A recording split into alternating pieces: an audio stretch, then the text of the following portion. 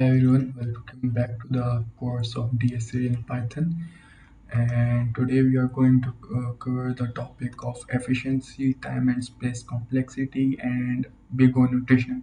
So सबसे पहले हम जो चीज़ कवर करेंगे वो बेसिकली एफिशिएंसी है। इसके बारे में हम सीख लेते हैं कि बेसिकली एफिशिएंसी होता क्या है और प्रोग्रामिंग में या डेटा स्ट्रक्चर्स एंड एल्गोरिदम में एफिशिएंसी हम एक्यूरेटली किसको कहते हैं।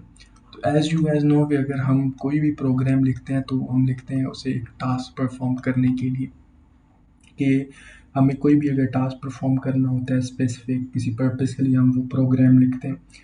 तो उस प्रोग्राम लिखने में ये एफिशिएंसी बेसिकली ये है कि वो टास्क हमारे रिसोर्सेज को किस तरह यूज़ कर रहा है। बेसिकली दिस इज़ एफिशिएंसी कि हमारा वो कोई भी मेमोरी का रिसोर्सेज हो सकता है, ऐसे ये टाइम एक रिसोर्स है, वो यू किस तरह यूज़ कर रहा है, या कंप्यूटेशनल टाइम आप कह सकते हैं कि वो टास्क किस तरह यूज़ कर रहा है उस इन तमाम रिसोर्सेज को। ये बेसिकली एफिशिएंसी है कंप्यूटर प्रोग्रामिंग में।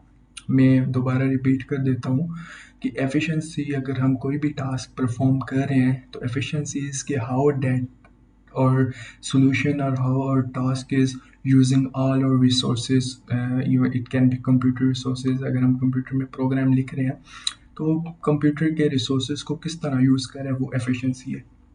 अब एफिशिएंसी में बेसिकली दो ब्रॉड कैटेगरीज हम हमेशा इसमें लिखते हैं। एक होता है टाइम एफिशिएंसी के टाइम के लिहाज से और दूसरा होता है स्पेस एफिशिएंसी।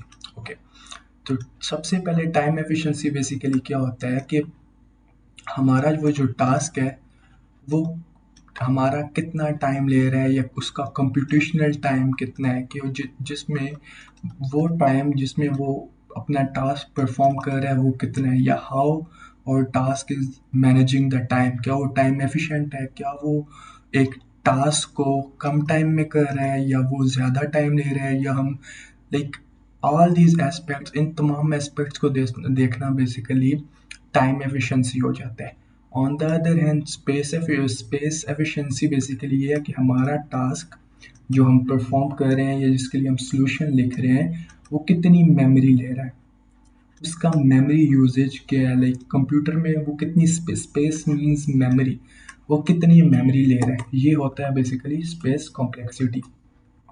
अब हम आ जाते हैं इसके दूसरे एस्पेक्ट की तरफ, नोटेशन। सबसे पहले हम नोटेशन देख लेते हैं कि नोटेशन बेसिकली होता क्या है, फिर उसको हम नोटेशन को हम एक एग्जांपल के थ्रू समझने की कोशिश करेंगे। This is basically a notation intro. So हम नोटेशन बेसिकली होता क्या है। आपको पता है कोई भी अगर फिजिकल क्वांटिटी होती है तो हम उसे यूनिट्स में रिप्रेजेंट करते हैं जिससे हम उसको कैलकुलेट कर सकें। This is not physical quantity, like efficiency is not, but हम एफिशिएंसी को नोटेशन की फॉर्म में हम रिप्रेजेंट करते हैं, या हम एफिशिएंसी को नोटेशन की फॉर्म में एक्सप्रेस करते हैं कि कितनी एफिशिएंट एक टास्क कितना एफिशिएंट है, वो उसके नोटेशन से हम उसकी नोटेशन की फॉर्म में लिखते हैं या हम एक्सप्रेस करते हैं। तो बेसिकली नोटेशन को हम इस फॉर्म में लिखते हैं बिग ओ ऑफ एन। इसको इस तरह पढ़ते हैं कि बिग ओ नोटेशन, और you can say big O of n. अब बिग ओ ये हमेशा सेम रहेगा, you have to write it over here brackets में। अब एन की जगह you will have like algebraic equations, कोई भी एल्जेब्रिक इक्वेशंस आप लिखेंगे, like it depends on task के उस टास्क के मुताबिक क्या एल्जेब्रिक इक्वेशन आ रही है। फॉर एग्जांपल अगर मैं एल्जेब्रिक इक्वेशंस की एग्जांपल दूं तो it can be log of n, this is one example. It can be big O of n, or it can be like big O of 1. These are the, you can say, examples of notations, like different कि किस तरह की हमारे पास algebraic equations आ सकती हैं हमारे पास। Okay, तो अब जब हम इस बिग ओ ऑफ एन की बात करते हैं तो सबसे पहले अब हम बिग ओ, इस ओ का तो हमें पता चल गया कि it will stay same and it is use to express the efficiency, ये कन्वेंशन है। ओके, अब हम एन के बारे में जान लेते हैं कि व्हाट इज दिस एन। तो basically it is length of input, जो उस टास्क को हम दे रहे हैं। Okay, so this is length of input के उस इनपुट की लेंथ क्या है बेसिकली, जो हम टास्क में यूज़ कर रहे हैं या उस टास्क को या उस फंक्शन को हम बेसिकली दे रहे हैं। अब हम ये बिग ओ ऑफ एन एक एग्जांपल के थ्रू जो हमारे पास लेफ्ट साइड पे लिखी हुई है सॉल्व करने की समझने की कोशिश करेंगे। So this is a pseudo code. सबसे पहले हम इस सूडो कोड को समझ लेते हैं कि ये सूडो कोड बेसिकली है किस चीज़ का और ये क्या कर रहा है। सो बेसिकली हमने एक फंक्शन लिखा है, उसका ये इनपुट है, सही है, जो इनपुट है।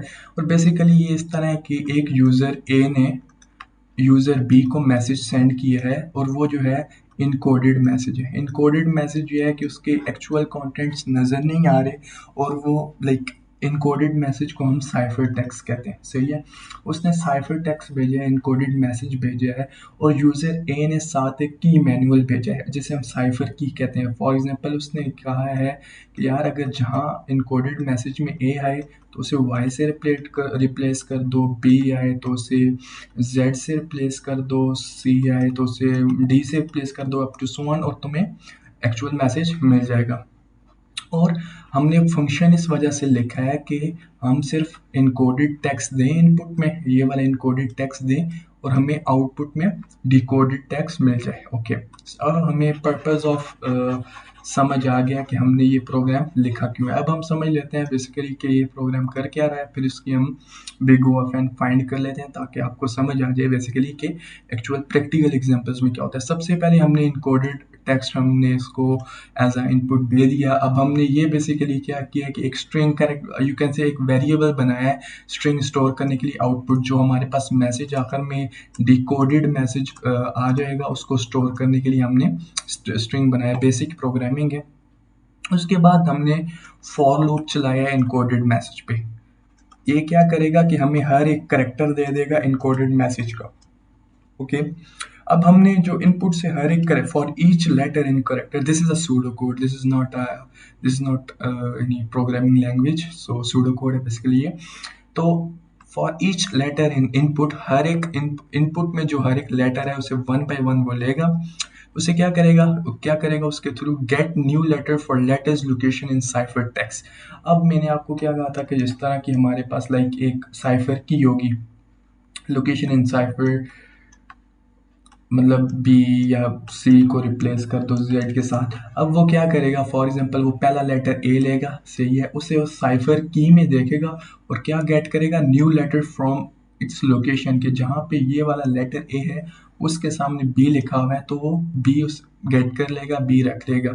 ओके, हमें समझ आ गया कि ये लाइन क्या करी है। उसके बाद add new letter to the output, ये जो आउटपुट के ऊपर हमने स्ट्रिंग बनाई है ना, तो उसमें वो ऐड कर देगा। मतलब ये पहला करेक्टर ए आ जाएगा, दूसरा करेक्टर लाइक ए अगर पहला करेक्टर था तो उसकी जगह बी आ जाएगा आउटपुट में, दूसरा करेक्टर अगर सी था तो उसकी जगह जी था की में, तो जी आ जाएगा। इस तरह पूरी वो की बनती जाएगी और उसके बाद क्या होगा, रिटर्न आउटपुट, आउटपुट रिटर्न हो जाएगा। Okay, this wasn't our job, basically ये मैंने आपको प्रोग्राम क्या कर रहा है वो बेसिकली समझाया है। हमारी जॉब जो मेन है वो अभी स्टार्ट होगी।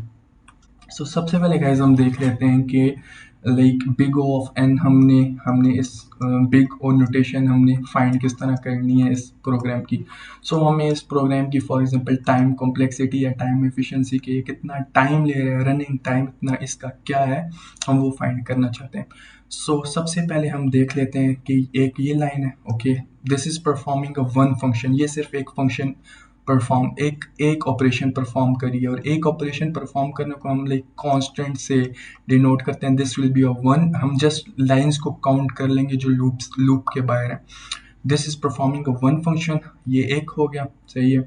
उसके बाद एक और लाइन है रिटर्न वाली, ये एक और फंक्शन परफॉर्म कर रही है, ये वन, ये वाला हो गया। ओके, सो अब हम इसको लिख सकते हैं कि बिग ओ ऑफ हमारे पास प्लस टू जो constant operation, these are basically constant operations. Okay, so हम इन्हें constant one, one plus one is equal to two. तो हमारे पास मेन जो कांस्टेंट ऑपरेशंस की एफिशिएंसी है, बिग ओ नोटेशन है, वो यहाँ तक बन गई है। Now we have to consider the loop. This is actual task. For कि हम लूप में बेसिकली लूप को कंसिडर करके जो उसमें जितनी भी लाइक लाइंस हैं उनकी बिग ओ नोटेशन किस तरह निकालते हैं।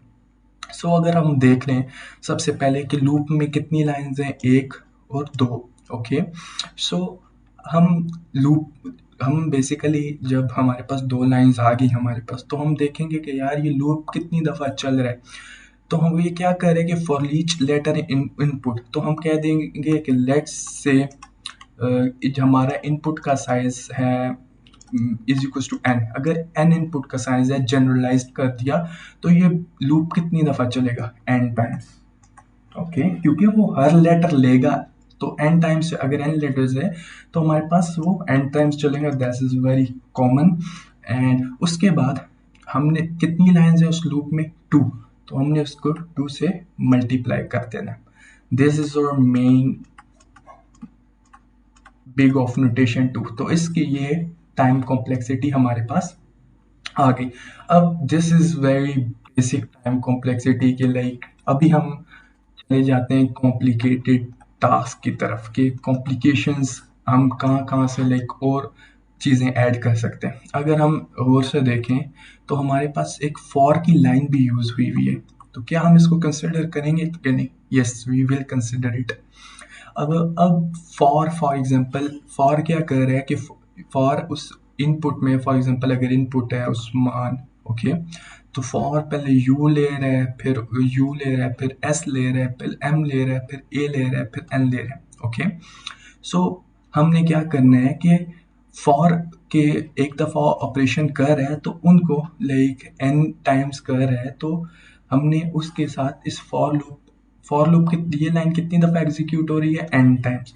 तो हमने इस एन टाइम्स के साथ टू के साथ वन ऐड करना है, क्योंकि हमारे पास एक फॉर की भी लाइन हमारे पास है जो एन टाइम एग्जीक्यूट हो रही है।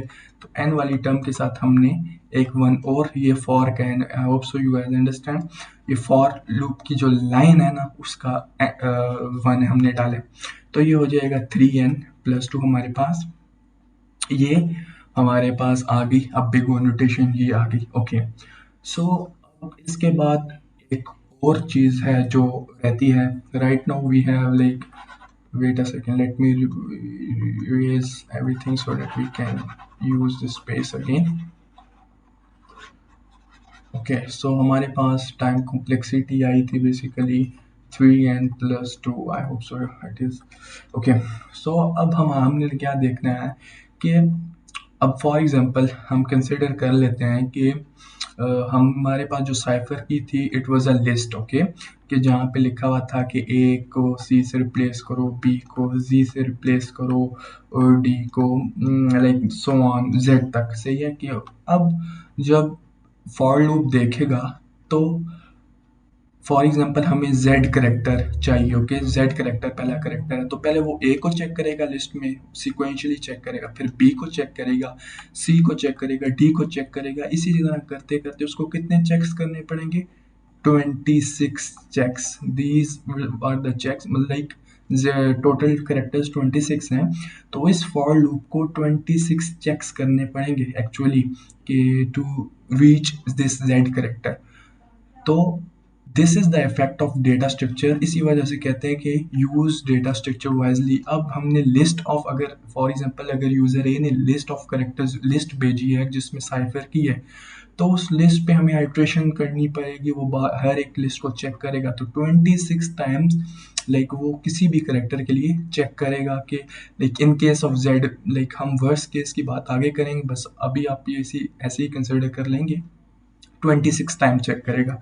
तो जब वो 26 टाइम ये फॉर लूप चेक कर रहा है उस लिस्ट में, तो ये बिग ओ ऑफ नोटेशन की जो हमारे पास वैल्यू है, that will be 3 + 26n+2, and that will be big O of 29n+2। Okay, अब ये हमारे पास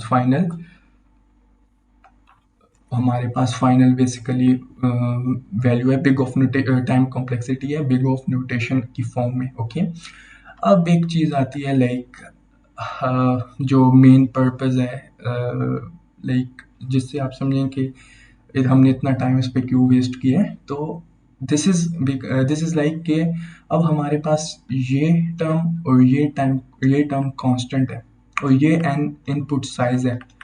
basically big O of notation means कि हम एन को बढ़ाने से इन्फिनिटी तक बढ़ाने से टाइम कॉम्प्लेक्सिटी क्या आ रही है, या big O of notation is basically the value when the growth of n is raised up to infinity.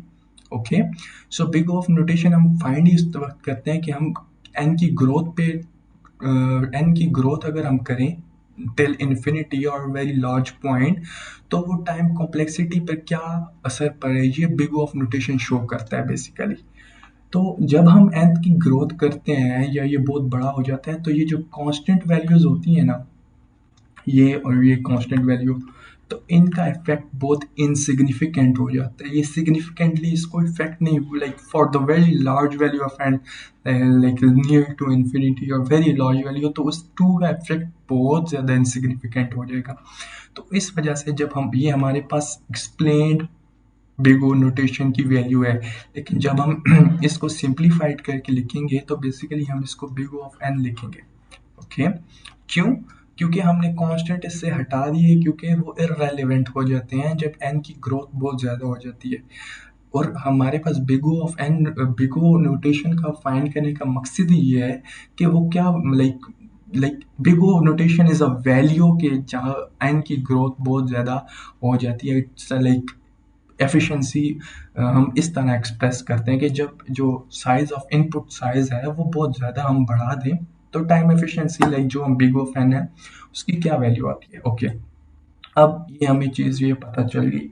Now अब हम जो है we will move on to, let me make some space over here. These are examples that we'll do like after some time. So हम यहाँ space बना लेते हैं to study the worst case scenarios and approximations. Okay, now अभी हम जो चीज़ पढ़ेंगे वो है वर्स्ट केस सिनेरियो। अभी वर्स्ट केस का क्या मतलब है? अब मैंने क्या कहा था यहाँ पे कि लाइक अगर हमारे पास for example A B C D, okay, X Y Z, this is 26th, this is 25th, this is 24th, this is first, this is second, this is third, and यहाँ मिड में कहीं 13th location आती है। Okay, so हमने इस function में ना basically क्या कंसिडर किया था कि यार हमेशा जो फॉर लूप है वो z तक चेक करेगा, कि सारे करेक्टर्स को चेक करेगा। तो basically that was worst case scenario कि हमारे पास जो वर्स्ट केस जो लास्ट चेक मतलब जब 26 इंडेक्स तक वो चेक करे, तो that was worst case scenario कि फॉर लूप बार बार जो है ना एंड तक चेक करे, लाइक वर्स्ट केस चेक करे। तो इसके अलावा हमारे पास बिग O नोटेशन में एवरेज केस भी होता है। ओके, एवरेज केस और बेस्ट केस। ओके, अब best case is opposite of worst case. अब वर्स्ट केस सिनेरियो यहाँ क्या था कि अगर जी रिपीट हो रहा है या जी हमारे पास आ रहा है, तो इनपुट कितना चेक करना, वो उसको फॉर लूप को ना 26 टाइम वो लिस्ट चेक करनी पड़ रही थी। लेकिन बेस्ट केस हमारे पास ये है कि यार हमारे पास ए आ जाए, तो क्या हो जाए, फॉर द फर्स्ट टाइम ही हमारा वो करेक्टर हमें मिल जाए। तो एन वो कितनी दफ़ा फॉर लूप चेक करेगा, ओनली वन टाइम। तो हमारे पास बेस्ट केस सिनेरियो बेसिकली ये हो जाएगा। आई थिंक हमने जब तक इन्वॉल्व नहीं किया तो हमारे पास ये बन रही थी। तो फॉर द बेस्ट केस हमारे पास इसके साथ वन ऐड हो जाएगा, तो ये बन जाएगा बेस्ट केस जो बिग O नोटेशन है वो 4n+2 हमारे पास बन जाएगी। ओके, क्योंकि ये वन टाइम चेक करते ही हमें वो मिल गया, तो 3+1 4 होता है। नाउ हमने बेस्ट केस सिनेरियो देख रखा। अब एवरेज केस पता है क्या है कि एवरेज केस नाम से ही ज़ाहिर है कि हमें यहाँ कहीं मिड में वो नंबर मिल जाए। हमें ना लाइक इतनी आइट्रेशंस करने के बाद ना कहीं वो मिड में नंबर पड़ा हो, तो मिड में लाइक हमने कितनी चेक्स लगानी होंगी, 13 checks, sorry like 13 checks. Okay, तो 13 चेक्स पे हमें वो वैल्यू मिल जाए। अगर एवरेज केस हम इस पे निकालें कॉम्प्लेक्सिटी, तो ये आ जाएगा 3+13 which is equal to 16। let me write 16n+2. So this is like average case, best case and worst case scenarios. I hope so you guys understand about it.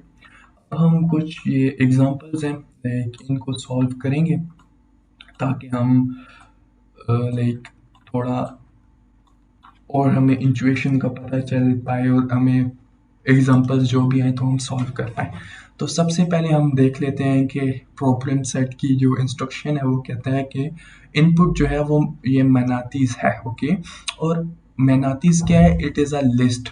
सबसे पहले ये हमारे बहुत इंपॉर्टेंट एक बात याद रखें कि जो भी प्रॉब्लम सेट में जो डेटा स्ट्रक्चर होता है वो सबसे ज़्यादा मैटर करता है। डेटा स्ट्रक्चर की वजह से जो कॉम्प्लेक्सिटी होगी, टाइम कॉम्प्लेक्सिटी और स्पेस कॉम्प्लेक्सिटी या टाइम एफिशिएंसी या स्पेस एफिशिएंसी, तो वो वेरी करेंगे आपस में। ओके, तो which is a list where one manatee is represented by a dictionary. अब एक लिस्ट है वो बेसिकली क्या कह रहा है कि अब लिस्ट के अंदर एक जो मनाती है वो it is a list of manatees, वो उसमें बहुत सी डिक्शनरीज पड़ी हुई हैं। लाइक हमारे पास एक ऐसा सिनेरियो है। Okay, dictionary is a data structure of Python and list is also data structures of Python, data structure of Python. If you don't know, you should know like about list and dictionary before this stage. Okay, तो हमारे पास कुछ इस तरह का scenario है कि हमारे पास एक लिस्ट है जिसमें डिक्शनरीज पड़ी हुई हैं। अब इस लिस्ट को इसने कहा हुआ है मनातीस और इस डिक्शनरी को इसने कहा हुआ है मनाती। Okay, okay, so a single manati has properties like name, age, and etc. And n is equal to the number of element in manatis. अब ये क्या कह रहा है कि यार हमारे पास उस लिस्ट के अंदर जो प्रॉपर्टीज हैं उस डिक्शनरी की, वो नेम है, for example name is you and age है। Okay, age is like 30। अब ये फिर हमारे पास एक और नेम है या कुछ भी हो और like m number of properties हो सकती हैं और एक और नेम है जी और इसी तरह दिस इज। अब जो इसमें एक एंट्री दो एंट्री, तो यहाँ n is equal to two है, दो डिक्शनरीज हैं। अब ये क्या कह रहा है कि number of element in manatees के जितनी dictionaries elements dictionaries that present in manatees ना, तो जितनी डिक्शनरी प्रेजेंट है वो एन है। यहाँ पे दो डिक्शनरीज हैं तो एन इज इक्वल टू यहाँ पे टू होगा। और क्या कह रहा है फिर कि m is equal to the number of properties पर मनाती के। अब एक डिक्शनरी में कितनी प्रॉपर्टीज हैं? यहाँ पे मैंने दो दी हैं, सिर्फ नेम और एज। तो वो number of is equal to m number of keys in basically these values are known as keys and these number values are known as values in dictionary if you don't know. तो यहाँ पे दो की value paired है basically, तो यहाँ पे m की क्या वैल्यू होगी? 2। I hope so it does make sense to you. तो हमारे पास ये इंस्ट्रक्शन थी जिनको हमने लाइक समझ लिया है। तो अब we will move on to the और main part of the video. Okay, so सबसे पहले हम एग्जांपल नंबर 1 सॉल्व कर लेते हैं कि यार इसकी क्या बिगो नोटेशन की वैल्यू है हमारे पास। सो सबसे पहले एक लिस्ट ऑफ डिक्शनरी मनातीस पास कर रहे हैं इसको। ओके, हमें ये पता चल गया कि मनाती एक लिस्ट है जिसमें डिक्शनरीज हैं। ओके, उसके बाद ये फॉर लूप लगा रहे हैं। ओके, अब फॉर लूप क्या लगा रहा है कि मनाती इन मनातीस, ओके, कि इन प्रॉपर्टीज को एक्सेस कर रहे हैं एक एक करके। ओके, यू कैन सी कि मनातीज इज अ लिस्ट और मनाती उसके अंदर एक एक, जिस तरह हमने लिखा था ना for n in for example हम लिख देते हैं नेम। ओके, तो नेम के इसकी इक्वल हो रख लेते हैं हम, name is equal to Usman. Okay, Usman name है। तो अब ये फॉर लूप बेसिकली क्या कर रहे हैं? फॉर लूप एन एक्स पहले यू एक्सेस करेगा, हम कर लेते हैं n is equal to U, ये सूडो कोड है। एन इज इक्वल टू, तो एन में पहले यू आए, n is equal to sorry I is equal to U. Okay, n, तो आई में पहले यू आएगा, एन की वैल्यू पहले, फिर उसके बाद एस आएगा, फिर m by one character access कर रहे हैं हम बेसिकली। ओके, तो इस यहाँ इस केस में बेसिकली हम one by one dictionaries access कर रहे हैं लिस्ट में से। ओके, उसके बाद हम क्या कर रहे हैं कि उस डिक्शनरी के अंदर जो नेम की प्रॉपर्टी है वो सिर्फ प्रिंट कर रहे हैं। फॉर एग्जांपल अगर इसमें नेम उस्मान है, इसमें अली है, तो हम उनको सिर्फ प्रिंट कर रहे हैं। ओके, तो हम सबसे पहले देख लेते हैं कि ये एक हमारे पास वन टाइम एग्जीक्यूट हो रही है। ओके, एक हमारे पास एक लाइन ऑफ कोड है वन टाइम अब ये एग्जीक्यूट कितने टाइम हो रही है वो फैक्टर यहाँ पे इसके साथ हम मल्टीप्लाई कर देंगे। ओके, तो अब इसने क्या कहा था कि जो नंबर अब बेसिकली ये फॉर लूप कितने टाइम एग्जीक्यूट होगा कि जितने जितनी डिक्शनरीज उस लिस्ट में प्रेजेंट होंगी। अगर फॉर एग्जांपल मैं आपको मिसाल देता हूँ कि अगर नेम इधर भी नेम है, सही है, इधर भी नेम होगा, नेम है, तो जब हम फॉर लूप इस लिस्ट पे लगाएंगे बेसिकली, तो यहाँ क्या होगा, ये पहले इस नेम को एक्सेस करेगा फिर इस नेम को एक्सेस करेगा, मीन्स कि जितनी डिक्शनरीज हैं उतने टाइम ये लूप चलेगा। तो हमें उस ऊपर जो इंफॉर्मेशन थी कि list of manatees where, okay, जो कि ये information the number of element in manatees के नंबर ऑफ डिक्शनरीज जो प्रेजेंट हैं उस लिस्ट में वो n के इक्वल है। तो हमें डायरेक्ट पता चल गया कि ये जो हमारे पास लूप है ये n टाइम्स चलेगा, तो हमने n इधर मल्टीप्लाई कर दिया, तो this is big O of n। हम फॉर लूप की वो जो एक लाइन है उससे भी मल्टीप्लाई करके, लेकिन वो सेम रहेगा, लेकिन फ़ायदा नहीं है क्योंकि हमने एटलीस्ट हमें सिंप्लीफाइड करके कॉन्स्टेंट्स हटानी होती हैं। तो ये उसकी एग्जांपल वन की टाइम कॉम्प्लेक्सिटी या time efficiency you can say हमारे पास आ गई in the form of big of n. Okay, now we will be moving on to, okay, next example. Okay, so हमारे पास एग्जाम्पल टू हमारे पास क्या कहती है कि वही सेम हमारे पास एक लिस्ट है जिसमें डिक्शनरीज हैं, वो हमने एज अ इनपुट पास्ट कर दी हैं। ओके, अब यहाँ पे नेस्टेड फॉर लूप है। अगर नेस्टेड फॉर लूप का यूज़ किसी को नहीं पता तो loop within the loop is known as nested for loop, कि ये आउटर लूप है, इसे हम इनर लूप कहते हैं। Okay, this is outer loop, this is inner loop. Okay, so सबसे पहले हम देख लेते हैं कि हम लाइक नीचे से ऊपर चले जाते हैं फॉर पर्पस। तो ये प्रिंट स्टेटमेंट एग्जीक्यूट हो रही है वन टाइम, जो कि एक्सेस कर रही है बेसिकली प्रॉपर्टीज को। ओके, तो वन टाइम एग्जीक्यूट हो रही है ये लाइन। ओके, वन लाइन है, और अब हम देख लेते हैं कि ये कितने टाइम एग्जीक्यूट हो रही है थ्रू दिस लूप।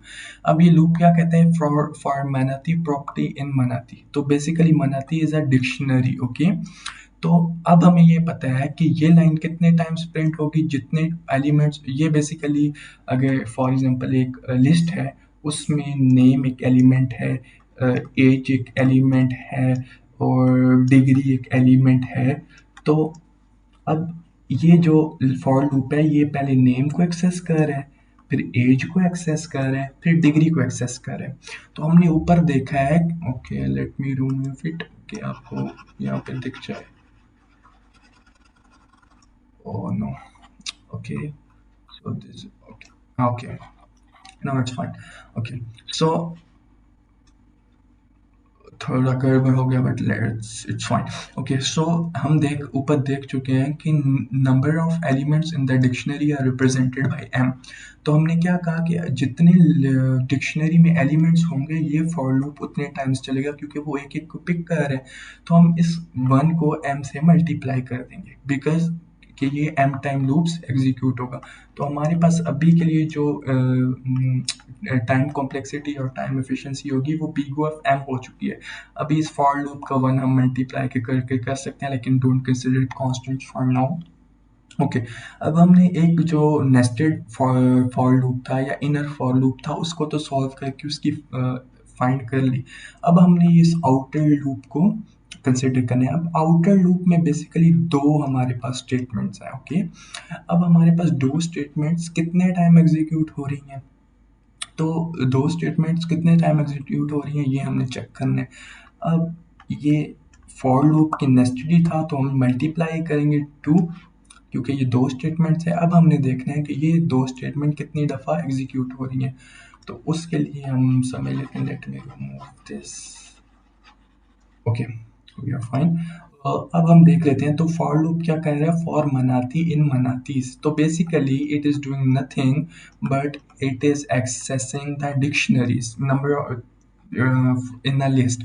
तो ये कितने टाइम लूप एग्जीक्यूट होगा, जितनी डिक्शनरीज हैं उस लिस्ट में ऑब्वियसली। और हमें पता है कि उस चीज उससे एन कहते हैं ना, नंबर ऑफ एलिमेंट इन मनातीस की जितनी भी डिक्शनरीज लिस्ट में है उस नंबर को एन कहते हैं। तो हमें पता है कि ये लूप एन टाइम एग्जीक्यूट होगा। तो in total this these two line of codes, like these two line of code जो हम कंसिडर कर रहे हैं इस फॉर लूप के अंदर, will be executed 2n times. Okay, तो ये टोटल बन जाएगी हमारे पास 2m n, और यू कैन से 2m×n, और 2 एज अ कांस्टेंट। जब हम m और n की ग्रोथ करेंगे, लाइक जब हम n बेसिकली इनपुट हमारे पास इन्फिनिटी को रीच करेगा या ग्रो होगा, तो इसकी जो वैल्यू है 2 कांस्टेंट की वैल्यू, ये बहुत इनसिग्निफिकेंट या इररेलेवेंट हो जाएगी। तो इस वजह से हम इसको रिमूव करके m×n लिख सकते हैं या mn लिख सकते हैं। Okay, so this is the final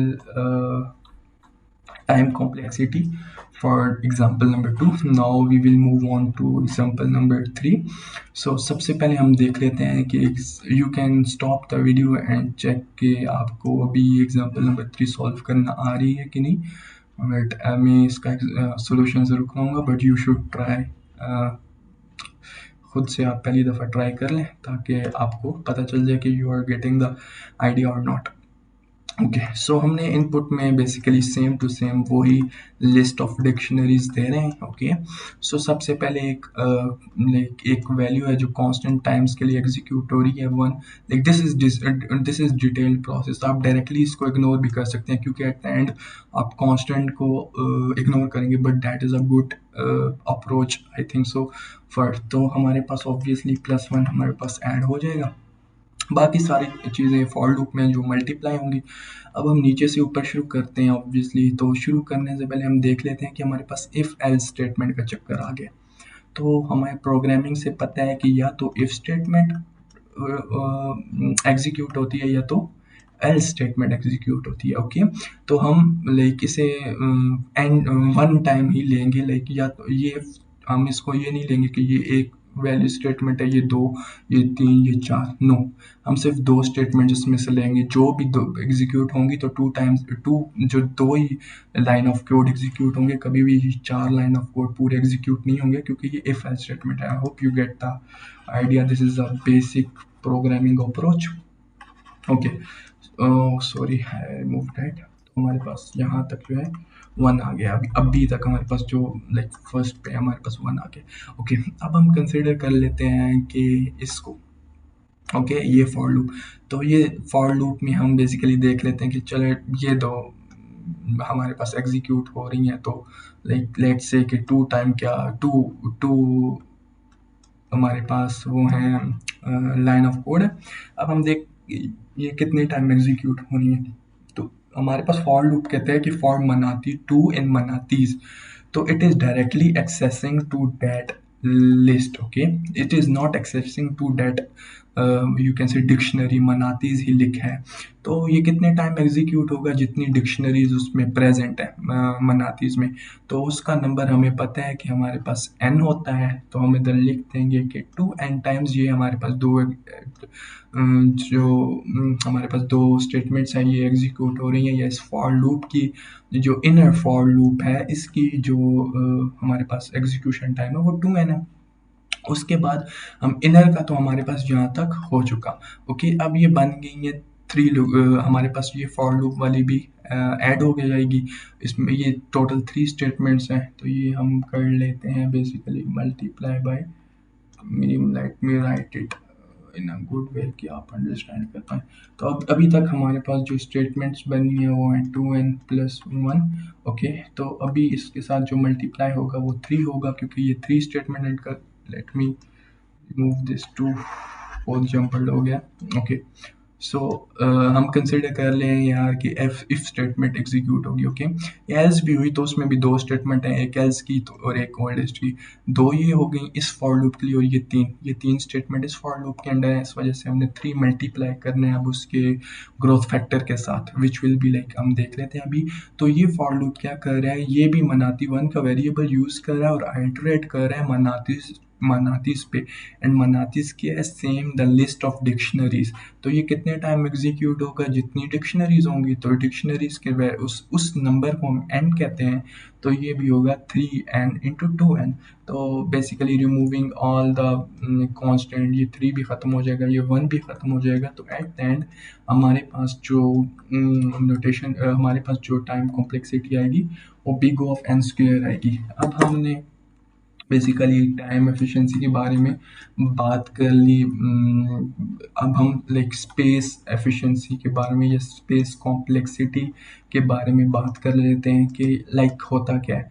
अगर किसी भी प्रोग्राम में लाइक एक इंस्ट्रक्शन आ जाती है कि copy this variable 3 times, okay, like ये आ जाती है, और 1 टाइम जो वो वेरिएबल स्पेस ले रहा है अगर वो n है, तो उसकी उस प्रोग्राम में जहाँ पे 3 टाइम्स वो कॉपी हो रहा है तो उसकी स्पेस कॉम्प्लेक्सिटी 3n होगी। That's simple. अब यहाँ पे ये जो सारी एग्जांपल्स हमने की हैं बेसिकली इनकी कांस्टेंट स्पेस कॉम्प्लेक्सिटी है, दैट इज बिग ऑफ 1।